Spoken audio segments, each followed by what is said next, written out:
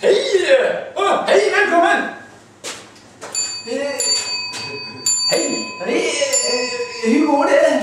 Bonjour! Yannick heter jag.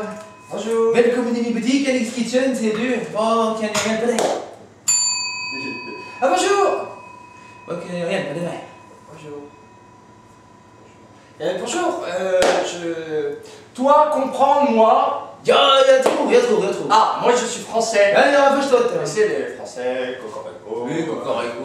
Champion du monde. Et un, et deux, et trois, et... Oh, oui, monsieur, je vois tout à fait. Et je voudrais commander des fromages. Des fromages? J'ai entendu dire que les fromages français en Suède, ils sont meilleurs. Ils sont dans les guides blancs.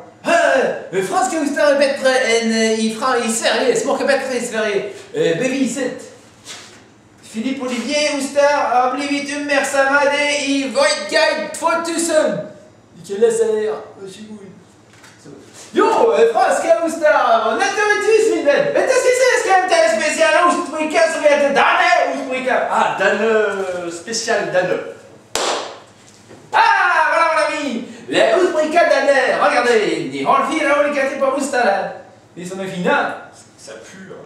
Jo, det luktar lite, men så är det alltid i Frankrike. Ser du i alla gårdar, det luktar så in i helvete.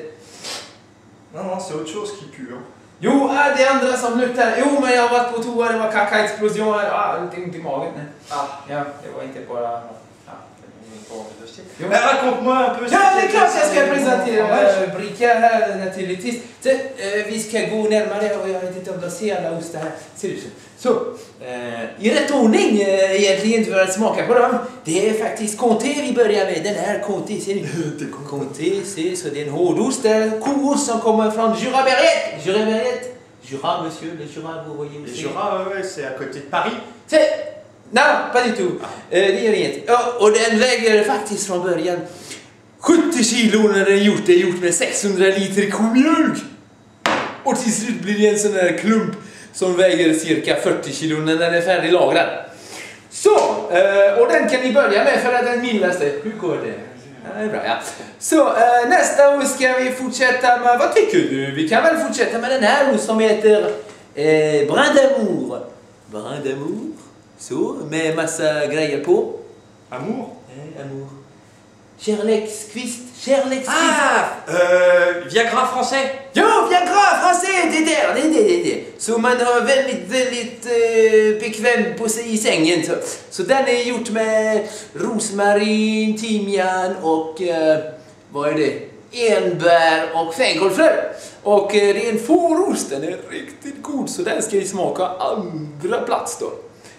Après, monsieur, oui, ne vous endormez pas, monsieur, il y a encore d'autres choses à raconter. Sen kan ni fortsätta med en riktigt fin Mönster. Titta hur orange den är, det ser jätteelak ut. Nu är det lite papper på, men det är klart, det luktar så mycket. Så, Mönster, lukta. Där tog jag min vän. Så, och den kan man äta faktiskt i tredje plats. Och det är gjort av komjölk, kommer från Alsace. Alsace, du vet. Alsace. Jo, ja, typ. Och den är borstad med någon fin brännvin här, de 2 sista lagringsveckor här. Den är riktigt god med kummin om ni vill prova på med. Riktigt fin. Med ganska elak, akta er. Och sen har vi det sista här, monsieur! Det är tout pourri, plein de... Nej, den är inte förstörd. Det är bara mögel. Ostmögel. Och det är faktiskt Roquefort-ost. Ser ni? Roquefort. Kan man säga Roquefort? Roquefort. Och den kan man äta sist. Och den är gjord med fårmjölk också. Ser du? Fårmjölk. Du vet fourmi? Inte fourmi. Inte... Fan heter den på svenska? Miro. Nej, han säger mirorost. Nej, det var faktiskt mögel. C'est dur de traire les... Oui, mögel. Fårost, det får vi. Och den kan man äta sist för att det är egentligen det starkast och också saltast. Och det kan man... Jo, så var det lilla du. Och den kan man faktiskt dricka med portvin och den är säkert planerad där också.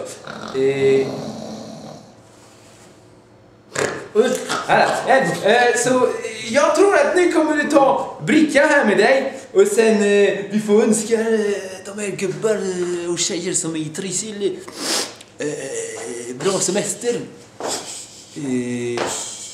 Bra semester.